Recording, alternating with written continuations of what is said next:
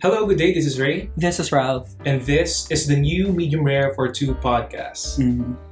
This is a new and improved podcast. Mhm. So we decided to revamp the structure of the program to focus on topics that Ralph and I are really passionate about. Yes, so while we enjoy talking about a lot of different topics, Mhm. dito talaga sa area ng film and TV kami pinaka nag-enjoy and pinaka passionate. So in fact parang we have and still review and publish our review and analysis of film and TV. So si Ralph ay Some of my bylines include Rappler and ABS-CBN News for my film and TV reviews. Currently, I'm writing for ABS-CBN News. My focus right now is House of the Dragon. So, yeah. Ikaw ba? ako naman I used to parang get published sa squeeze.ph. Mhm. I used to write TV and movie reviews there, and I think nakapagpa-publish na rin ako sa Rank magazine. And also my personal blog, parang I still post my movie reviews there and on my social media. Mhm. Plus, I do have an extensive background in TV production as a narrative writer and researcher. Mhm. So medyo meron akong konting alam sa creative and production development pagdating sa screen. From today moving forward, it's all about TV and films. Yeah, pero hindi naman natin ikukulong lang sa kung ano ba yung mga bet natin at hindi bet na TV shows and movies. Yeah. Diba? So, ina-acknowledge natin yung kapangyarihan ng media, kung paano niya shape yung opinion ng society, ng mga tao, ng publiko. How it moves the culture. Exactly. So, ang gagawin natin ngayon, bukod sa ina-assess natin or nagbibigay tayo ng analysis sa mga pelikula at saka sa TV shows, ano ba yung relevance niya sa buhay-buhay natin? Yeah, Sa real life. Mhm. Baga. Yep, we're going beyond the screen. Mhm. So it's not just about the plot that we're going to talk about, diba? Hindi ko alam kung gumana to. Anyway, Okay, yeah, going it's beyond the going screen. beyond the screen, diba? Yan yung Mm. tagline. Yes. Uh-huh. It's about, yung mga hype na pelikula. Mhm. So, kapag may pagkakataon kami na mauna na mapanood yun, bibigyan namin kayo ng recommendation kung kailangan nyo ba siyang paggastosan or Yes, hintayin na lang why- sa streaming services. Mhm. Yung ganun. Why you should care. Exactly. ganun. Okay, so and also some new things in the pod. Mhm. We're cutting down our segments into two. Mhm. So ang meron na lang kami ngayon ay a minor segment, Mhm. which is basically a combination of Our two previous segments. what's on your feed and Mhm. rated R. Yeah, Ngayon, we're simplifying them. we are. Ano na siya ngayon? Ang pangalan niya ay Screen Time. Mhm. So basically, kung ano yung nakikita namin sa screen ng phone namin sa social media Or laptop. or laptops, Mhm. we're gonna talk about them. Mhm. So pang warm up pa rin siya. And now, yung main segment natin ay tatawagin naming The Real Deal. Mhm. So dito na tayo mag-go beyond what we are seeing sa TV and film. Mhm. So we're gonna talk about the story, why it matters, social Mhm. relevance, cultural impact, bakit magaling acting niya, Mhm. bakit magaling milieu, Mhm. stuff like that. Mhm. Okay. Yeah. Okay, let's start. Mhm. Screen time. It's screen time. hindi pa ako sanay kasi nasanay ako sa What's on Your Feed. Sige. Oo nga eh. So, basically, What's on Your Feed din naman siya. So, sino mo una? Ako na muna. Yeah, kasi ako yung nauna dun sa previous Oh, episodes eh. Sa previous two, no? Bigyan mo na sa akin yan. Yung una ko nakikita ay from FTTM's Facebook page. May kinalaman nito sa Karina PH disaster. So, it's talking about Filipino resilience. Mhm. Ang sabi dito, accountability, not resiliency. Mhm. We Filipinos are more than our stories of struggles and resiliency. We should be the reminder in the face of accountability. We deserve better. So, they're quoting Ella Hyacinth Goles. Mhm. Importante ito ngayong pinag-uusapan kasi parang nagtitake pride tayo palagi sa Filipino resilience. Yeah, kumaga parang nire-romanticize Mm-mm. and sinesensationalize yung pagiging resilient daw or matatag ng mga Pilipino. Mm-mm. Essentially, okay dapat siya because may kapangyarihan yung hope na binibigay yun. Yeah. No? So, pag may bagyo, parang hindi mo na alam yung gagawin mo, ganyan, dinadaan na lang natin sa tawanan, alam mo yun, Yeah. yung mga typical, nakasmile pa rin yung mga tao sa nakasmile baba. pa rin. Lumalawin sa basura, nakangiti, mga ganung stuff. Okay naman sana siya, kaso na tinitake advantage ng mga taong namumuno. Yes. So, para siya nagiging cycle. Parang, anong nang ganap niyo, girl? Totoo. Marinig ba yan? Parang siya Yeah. sumakto. Actually. Ulan. Biglang bagsak ulit ng ulan. Totoo. Parang, pero hours na walang bagsak. Oo. Oh my God! Sakto. Sumakto siya sa Pero yun. Yeah, dapat wag lang mag-rely dun sa idea na resilient yung mga tao during disasters. Kailangan mas maging accountable pa yung LGU's national government in responding to such disasters. Yeah. Parang asan yung mga pinangako nyo na flood control? Bakit hindi nakikita ngayon? Parang gano'n, diba? So, accountability talaga siya dapat. And yung VP mo, nasan siya? Totoo, diba? Lumipat, puntang Germany. Correct. Puta. So, yung mga gano'n. So, yeah. Maganda to. Bottom line, accountability. Ikaw? Okay. Okay, sakto. Nag-post yung Drag Race Philippines na ng super trailer nila for season 3. I've already seen this one earlier. Pero I'm so excited. Nakita mo ba yung itsura ni Mama Pao? Ang ganda. Here, like putang ina bumawi siya. Totoo. May tawag dito, ang ganda ng looks, ang ganda ng makeup, ang ganda ng hair. But meron ako nabasa lang na comment na hindi maganda yung contact lens sa suot. But for me, yun yung ano niya. It's what makes it beyond beautiful. Like parang merong uniqueness dun sa look.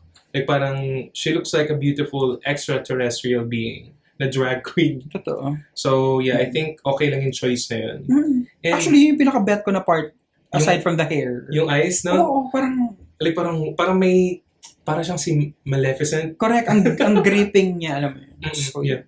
Para siyang horror movie character or video game character. Totoo. Yeah. Excited ako sa Queens. Nakita mo na ba kung sino may mga popular or parang hindi popular? Meron bang recognizable names dun sa May contestants? popular, like si Bench. Si Bench Hipolito, the perpetual, hindi mo perpetual, sorry, baka negative connotation pala siya. Lagi siyang nagpo-perform as Sarah G, nag-i-impersonate. Andun din si Maxi, na sumali sa Queen of the Universe Season 2 na frontrunner pero na-injury kaya umuwi. Or nagkasakit, hindi ata injury. And yung kapatid niya, si Angel. So, medyo excited ako sa mga cast dito. Tsaka parang parang mas okay yung camera work and Yeah. yung liwanag ng set niya. Yung light and camera work is looking good. Yung audio though, Ay, hindi ko masyado hindi ko pa na. ano siya, well, so far naman yung feedback ko lang doon sa audio is, hindi siya, tawag dyan, parang nirecord using, binabasa ko kanina, parang nirecord daw using a microwave oven. Bakit? Kasi parang may kulob. Tapos parang hindi excited yung pagbabasa hindi ko alam kung sa pag-deliver ba ni Mama ko. Feeling ko hindi, yung quality talaga ng recording. Okay. Yung problema.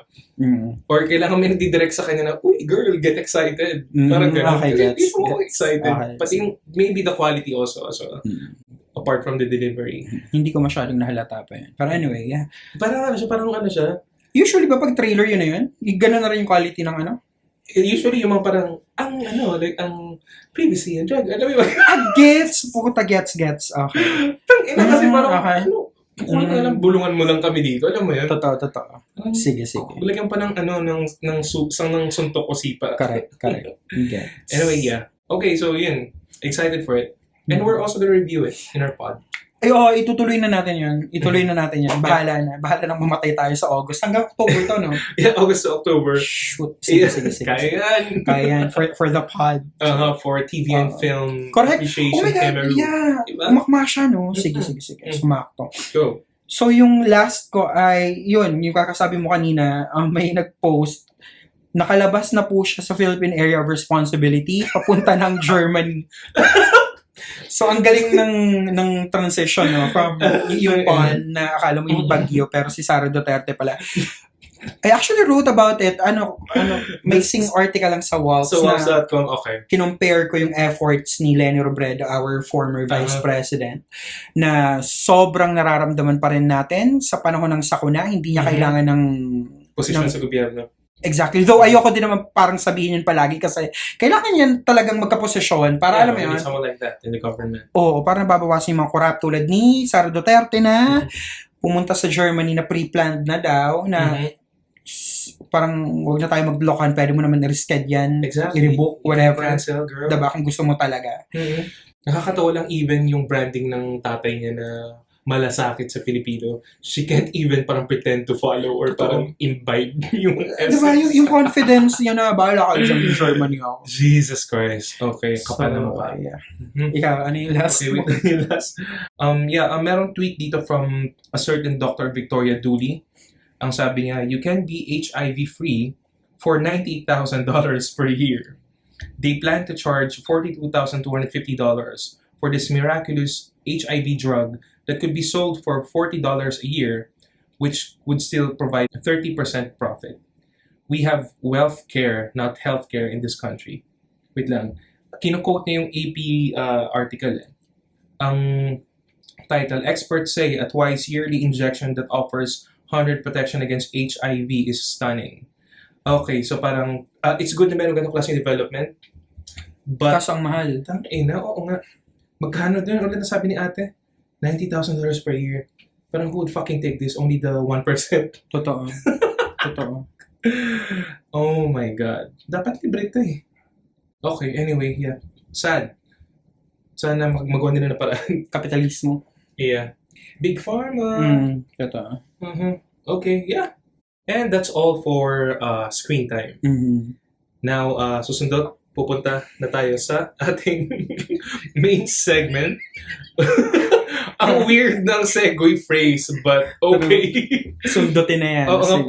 Anyway, the real deal. The real deal. And ang ating pag-uusapan sa segment na ito ngayon ay Buena Mano, ang ating mga pinaka-paboritong A24 films. Yes. So ano nga ba ang A24 films or A24? A24 Films or A24 Films LLC is an American independent entertainment company that specializes in film and TV production as well as film distribution. So apart from producing movies, nagdi-distribute din sila ng gawang pelikula from and TV from other studios. Yeah.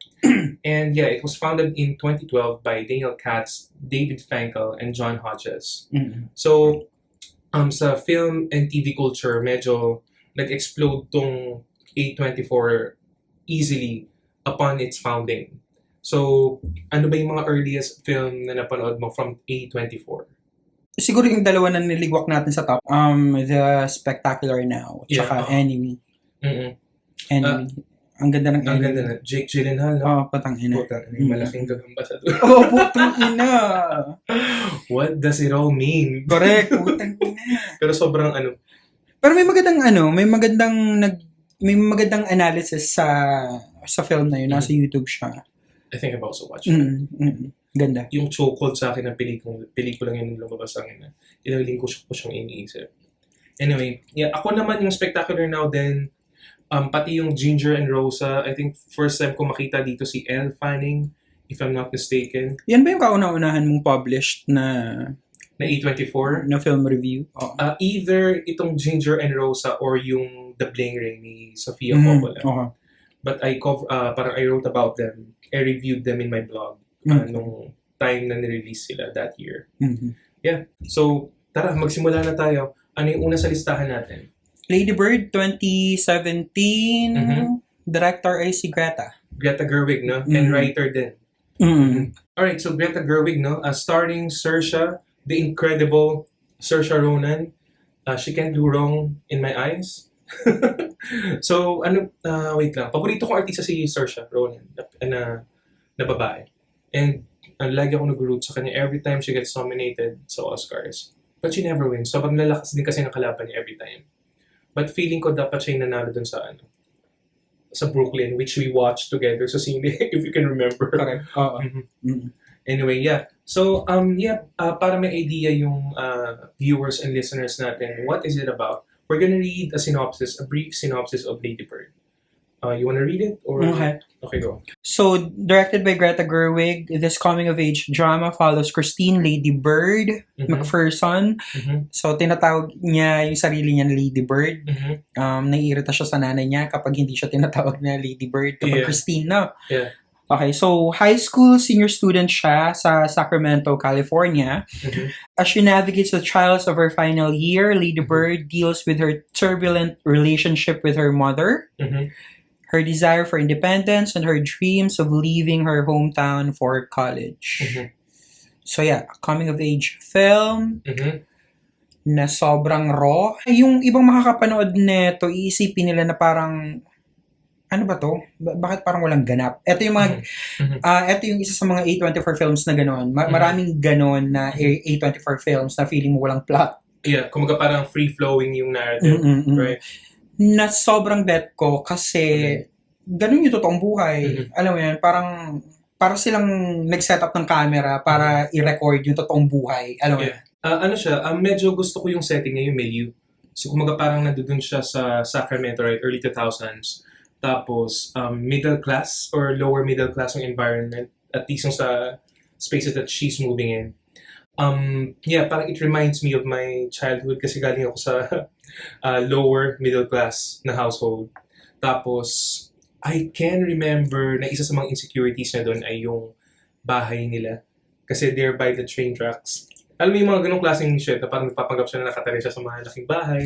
Na parang at some point, I think, naging ganun din ako. Parang ayoko pumupunta yung mga Parang classmates sa bahay. yes, putang ina. Marami tayong ganyan. Putang ina. Yung sa social climber sa school. Tapos pagdating sa, uy, walang bibisita. Oo. Uy, hindi, punta tayo sa bahay niyo. Hindi, okay na tayo. Totoo.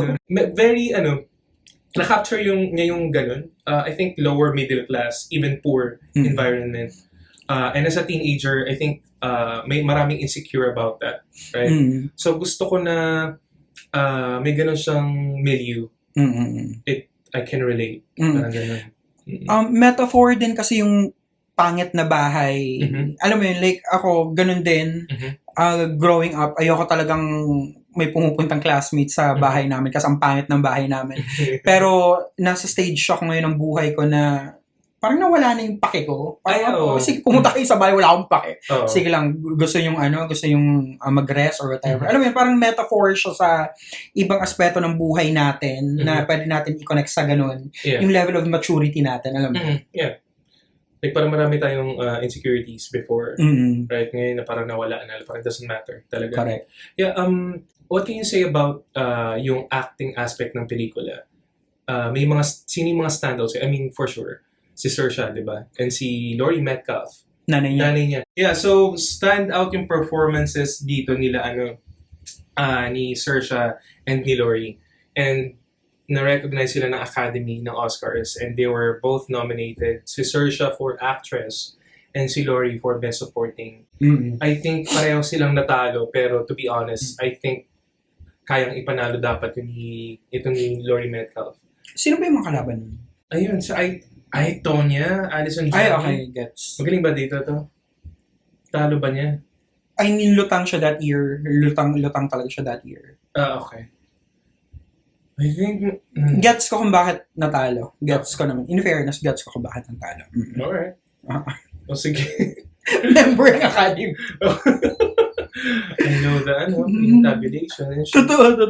Okay. You know? Alright. Yeah, so let's talk about yung writing, yung story.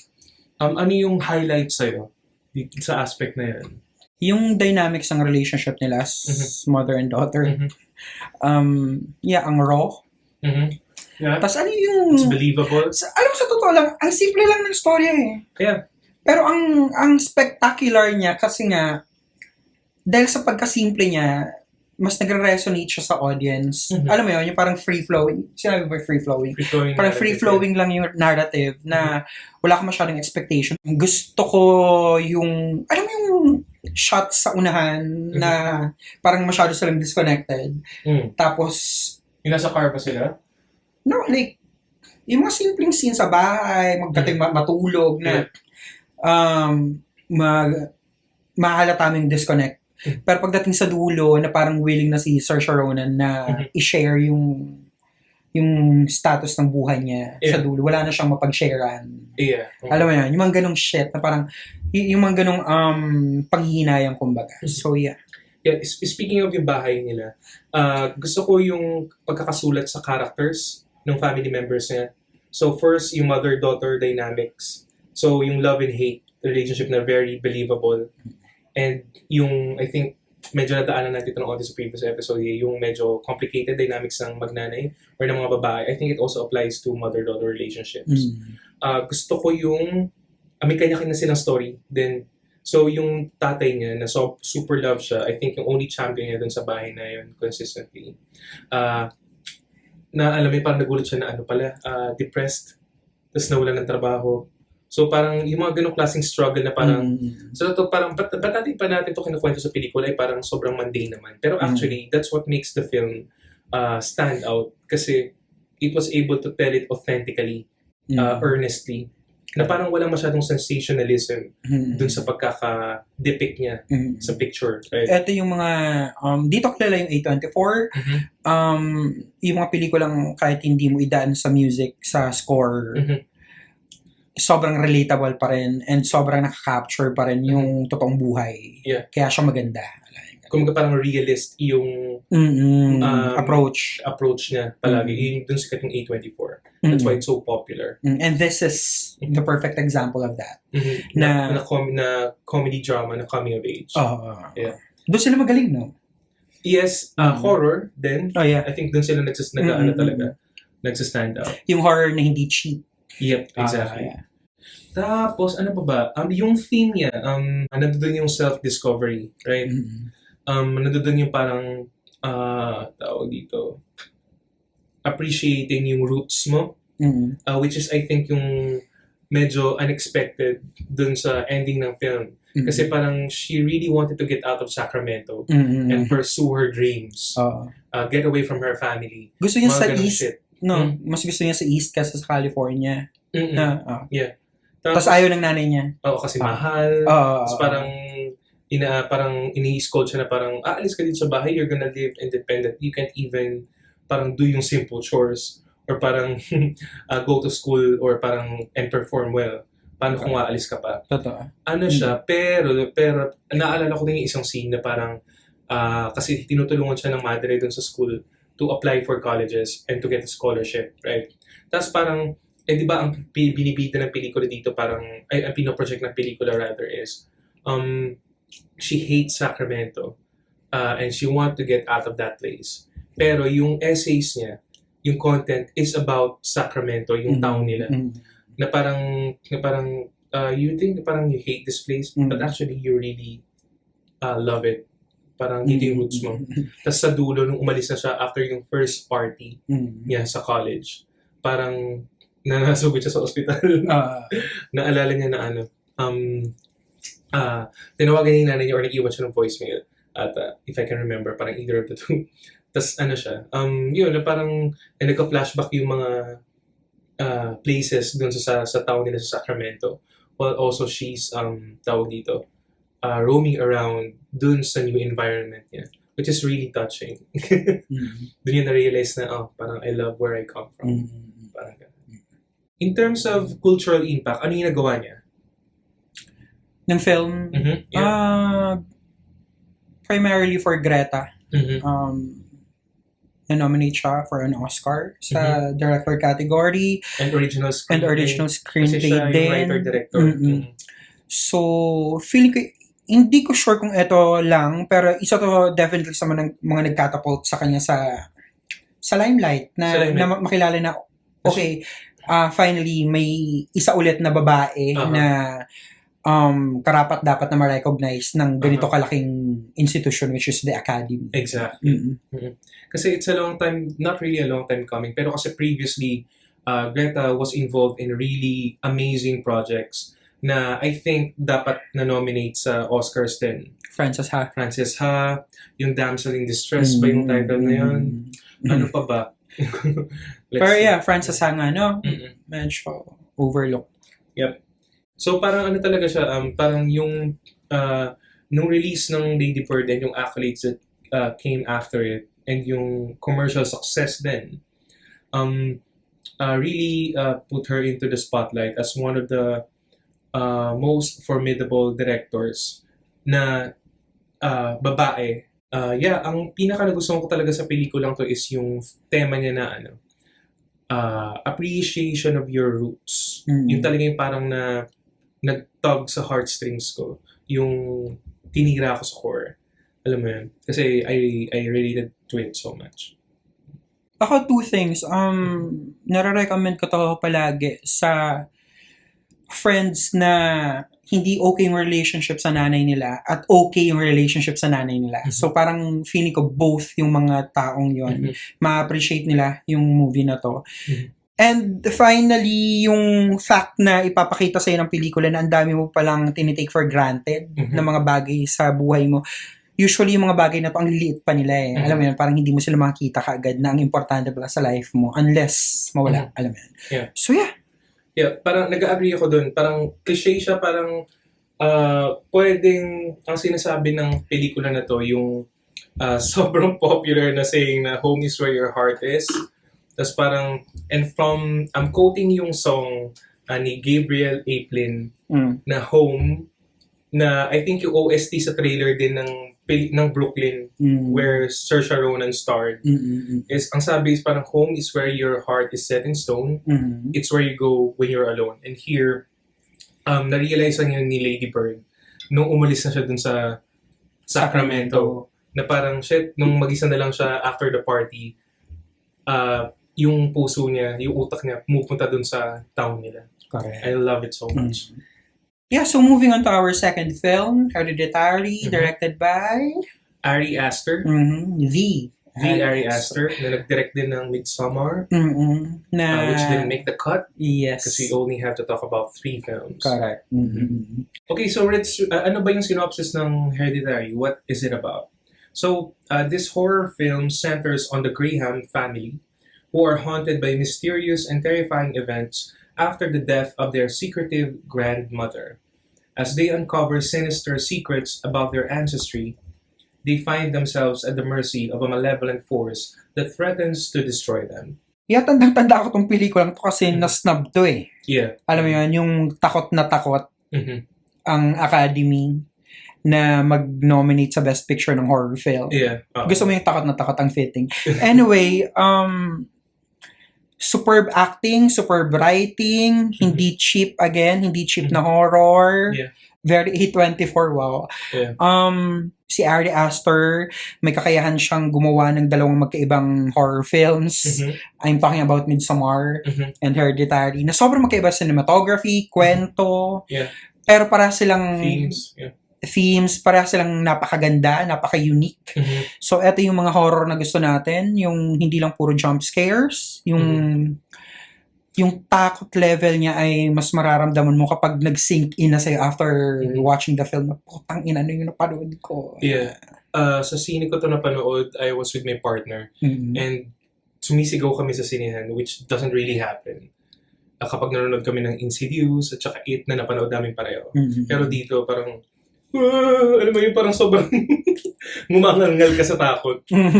Pero apart from yung fear na ini-induce niya sa'yo, ang gusto ko dito yung minerge na yung horror, psychological, and yung family drama. Yun yung unique sa film na to eh. Diba? So kaya nga medyo nakaka-surprise sa parang even for that aspect, dapat kinonsider siya ng Academy. Correct. And yung performance ni Toni Collette, sige, fine. Like parang you think you're too big to honor parang horror films for Best Picture or Best Screenplay. I-consider mo na lang yung performance ni Toni Collette dito. Na I think she's at her best here. Yeah, ang gusto ko rin sa film na to yung how it mirrors or parang yung parallelism niya sa ginamit yung horror elements and yung cult-ish elements and yung parang pagpapasa ng tawag dito, ng successor from the elders to their current parang generation ng parang ng kulto, di ba, ng pangalan ni Paimon ba? Yung demonyo. Yung demonyo. Oo. And but parang if you really watch it parang and look closely, parang it's also an allegory for parang yung pagpapasa ng trauma from one generation to another.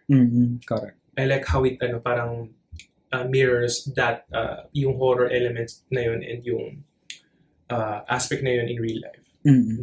I think yung movie na to, it contains yung pinaka-shocking scene na napanood ko in the history of cinema.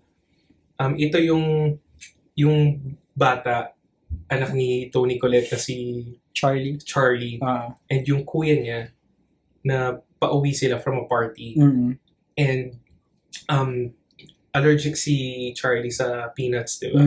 Tapos yung kinain niyang cake ata, meron lang, hindi niya alam na meron. Tapos pauwi na sila, tapos itong si kuya niya, high ata, tama. Tapos nung they're on their way home driving, hindi makahinga itong si Charlie. Sorry, natatawa ako. Sorry ko. And then pag niya, to get some air, kasi naghihingalo na siya, nilabas na yung ulo niya sa car. And then tumama sa poste, naputo ng ulo niya. Tapos na siya ngayon, sobrang widespread na eksena na nagiging memes na nga. Yeah, nag-evolve na siya. Naging funny meme na rin siya. Correct. Yeah, I think yung last na nakakatawang nakita kong meme about that scene is yung sa Barbie. Yung nag-drive si Ken at saka si Barbie, si Margot at saka si Ryan Gosling papuntang Earth. Iiwan nila yung Barbie dimension. And then si Charlie na dun sa likod ng car. Anyway, iconic. Correct. Isa pa sa mga memorable things that I find or see in this film is yung si Charlie, lagi na kay Charlie, di ba? Ang iconic niya. Anyway, yung puta gets. Na parang una, like every time marinig mo sa nung first watch, nakakakilabot. Pero after watching it, parang nalisa, parang okay, parang siya nagtatang pop. Like Alisa Edwards from Drag Race. Gago ang puta. Putang ina, hindi ko na-expect yun. Gago. In-imagine mo. Gago! No! Gago, may iba yung... No! Ayoko isipin. Gago! Ayoko isipin ganun. Gago. Magbabago yung appreciation ko sa film. Nagtatang pop siya. God. Oh, Christ. Anyway, tama, no? Like parang, kasi merong yung cult symbol na sinasamba si Paimon, yung demonyo, ay prominent siya sa objects na throughout the film. Like, nandoon siya sa poste B kung saan naputol yung ulo ni Charlie. And other places din. So, it's already been plotted kung ano mangyayari sa mga characters, sa pamilya nila Toni Collette here. Up until the end, nung nakita na nila yung successor. Putang ina yung ending, no? Na nandoon yung ulo ni Charlie. Putang ina. Pucha, anyway. Yeah, sobrang great horror, no? Parang you should not be watching it. Sobrang sinister niya. Ako naman baliktad, kung sumigaw-sigaw kayo, ako parang ang dami kong sinoppress na emosyon. Alright. As a repressed gay. Sure, As a repressed gay. Hindi naman. Pinanood ko to sa coffee shop. Okay. Baka isa yun sa dahilan hindi ako makasigaw. So, for my final thoughts on this film, babalikan ko lang yung sinabi ko na, yun nga, yung fear ng Academy na mag-nominate ng mga ganitong klaseng pelikula, which is a horror film na going beyond being psychological drama. Alam mo yun? So, yung may mga elemento ng demonyo, mga ganun. May fear sila to nominate films like this. Yeah, I'm not really sure why. Kasi actually parang in its own, parang drama na siya Family drama, diba Day? Tapos, naman, yung allegory that it impresses upon us is really brilliant. Like parang yung pagpasa ng trauma from one generation to another, and yung use ng horror events to parang ignite yung tension within each family members para ma-drive yung character journey and yung plot. Correct. So, ano siya ang ganda niyang family drama sa totoo lang. Na nagkataon lang na horror Na yung horror. packaging, parang ganun. Okay. Yeah, and the fact na hindi talaga nominated that year si Toni Collette, Mhm. for me, it was criminal. Yeah, oo. Diba? Parang snub talaga siya, nakakabisi. Kumbaga parang yung intensity or yung parang yung quality ng performance niya here is like, napanood mo na ba yung Misery? Hindi pa. Doon nanalo si Kathy Bates ng Best Actress Oscar. Tapos, it's a psychological horror film. And sobrang galing niya doon. Parang ganun yung level ng actingan ni Toni Collette here. And I think she should have been nominated for Best Actress that year. Agreed. So yeah, moving on to our last film for this episode, Past Lives, a 2023 film by Celine Song.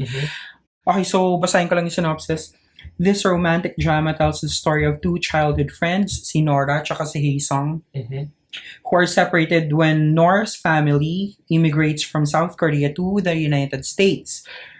Reconnecting years later, they confront their unresolved feelings and reflect on how their lives could have been different if they had stayed together.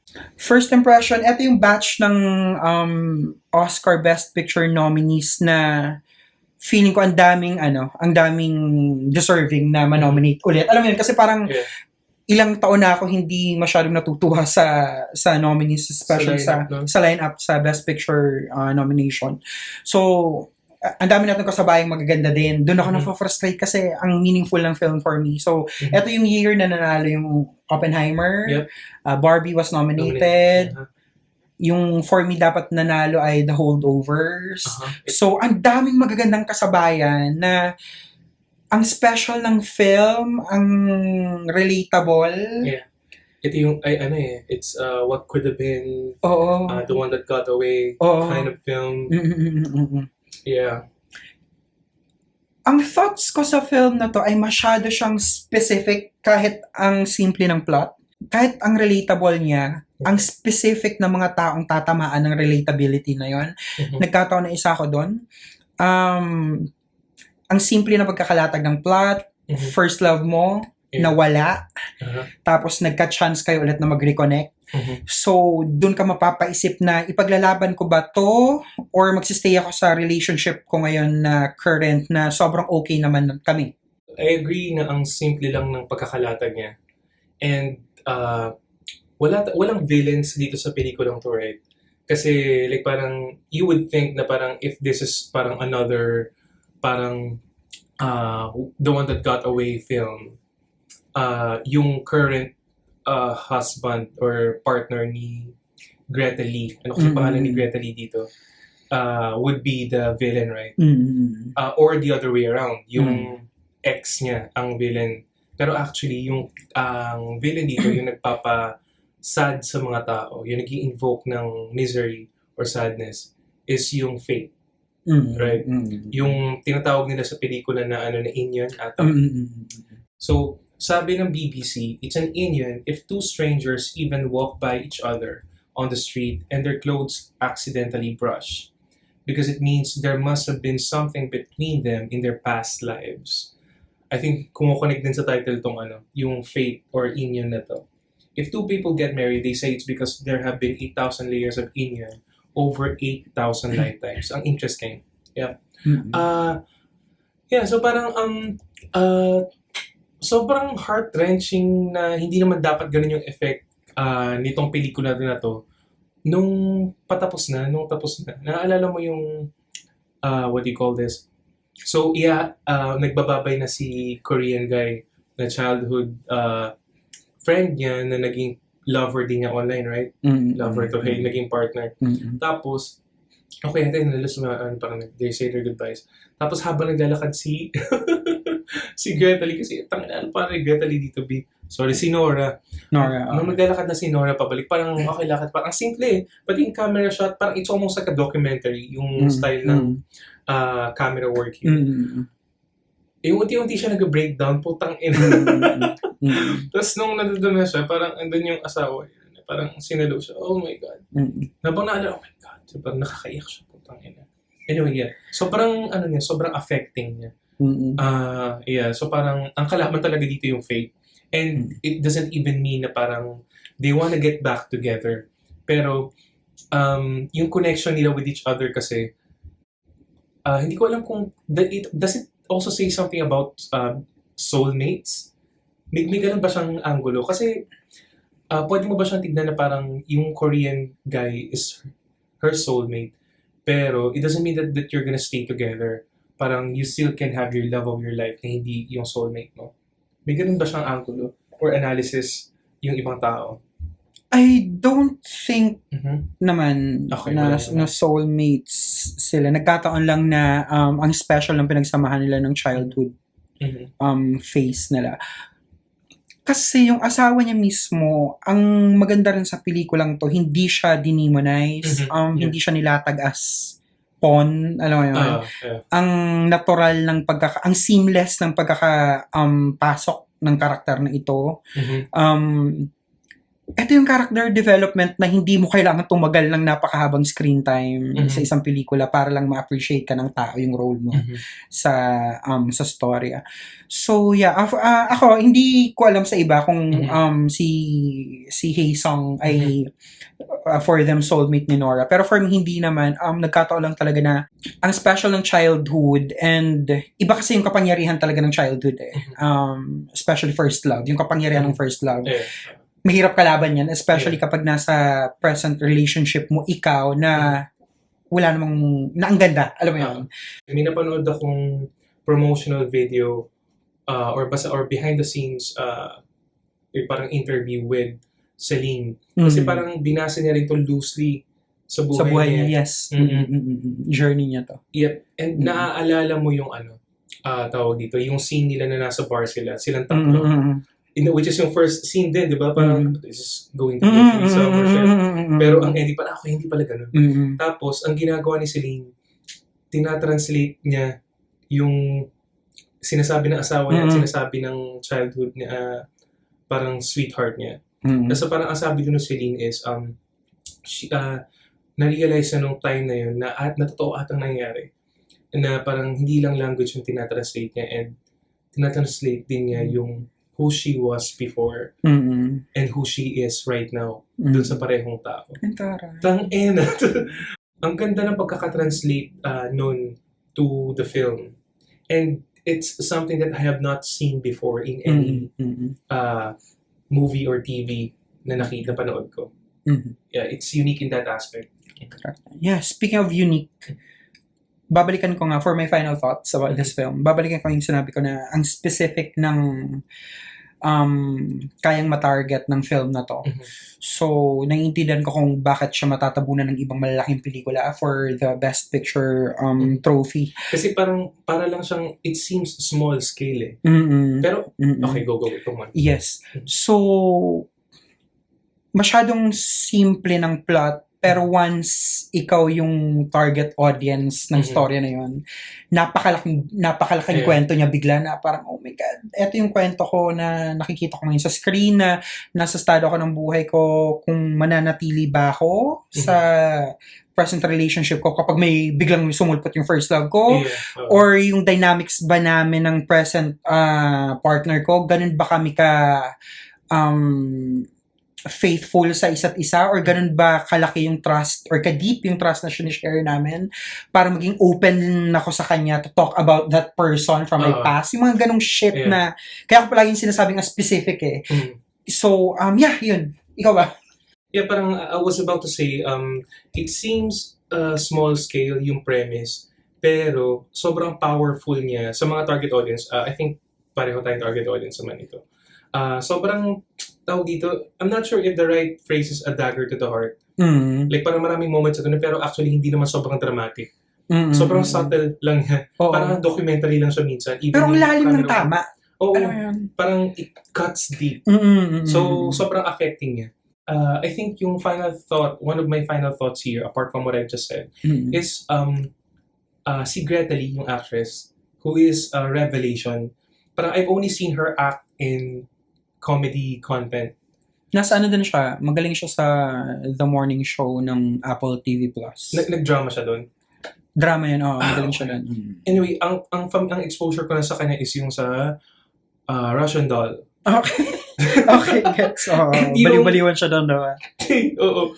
Pati sa Inside Amy Schumer, na hindi ko alam kung dapat natin Mas yung pangalan. exposed ka pala sa ano niya. Sa comedy Sa work. comedy. Okay, So gets. parang, oh my God, like parang you can do this. Gets. So sobrang revelation na sa akin and gusto ko ulit siya mapanood sa ganitong klaseng prestigious na pelikula. Correct. So we're wrapping up. So we talked about Lady Bird, we talked about Hereditary, and we talked about Past Lives. At maganda naman yung variety nito kasi meron tayong horror, meron tayong comedy, teen comedy na coming of age, and meron tayong romantic na drama. And can I just say, hindi ko alam kung sakto lang to or is it telling us something. Yung katong pelikula na to, iisa lang yung writer at director nila. Kumbaga parang si Ari Aster, siya yung writer-director. Okay, gets. Si Celine Song, siya yung, si Celine Song, siya yung writer-director, and si Greta Gerwig, siya yung writer-director. Iba talaga kapag yung vision, kapag, especially if they're brilliant, ay nagagaling lang sa isa. So yung story and yung mounting and yung creative choices ng pelikula. So, ang galing lang. Anyway, coincidence lang siya. Okay, to end this episode, Ralph, let's talk about why did we decide to talk about our favorite A24 films. Okay. Actually, ang favorite natin ay yung company. may bias tayo sa A24 as a film production company. And distributor. Kasi, iba talaga yung independence, kung paano nila ginagamit yung pagiging independent nila as a film outfit, as a producer, as a distributor. Napakaraming pelikula na napoproduce ng film outfit na to na nagre-resonate talaga specifically and personally sa akin. Kilala sila literally sa pag-record ng kung gaano ba ka-natural yung flow ng buhay-buhay ng mga tao. Yeah. Kumbaga, kahit small scale or large scale yung premise or storytelling, it always works. And I think yung magic here is yung touch ng realism dun sa pelikula kasi it mirrors what really happens in real life. Correct. Diba? Ganun ka-importante yung mga ganitong film outfits na ginagamit, again, yung independence nila para magkwento ng realidad ng tao without stories, movies that you should pay attention to. Kasi pinapakita doon yung yung cultural relevance. Ano nangyayari sa kultura natin ngayon. Yes, speaking of realism, kilala ang mga independent producers na may kakayahang magpakita ng totoong estado ng mga buhay natin. Especially tayong mga maliliit na tao, yung mga maliliit na kwento na ang grande pala kapag translate na sa cinema. So, magaling ang A24 doon. Na otherwise, we would not have seen in commercially produced films or kapag galing sa major studios. Ang dalang nun. Correct. So, ang ganda na it has become a phenomenon. Yung company and yung mga films that they release and distribute and produce. Correct. Gusto ko rin yung documentary style ng filmmaking nila na hindi poverty porn. Alam mo yun, parang ang compelling ng mga pelikula nila pero hindi manipulative. Alam mo yan. Yeah. This has been fun. Pero bitin. Okay. But yeah, we have to say goodbye. So, again, this is Ray. This is Ralph. And this is the new Medium Rare for 2 podcast. Bye. Cheers. Cheers! Tongue pop ni Charlie. Sorry. Naging drag race ang putang ina. Gago po. Ang ina naman ang timing. Sorry. Okay, anyway, bye. Bye-bye. Putang ina. Shit.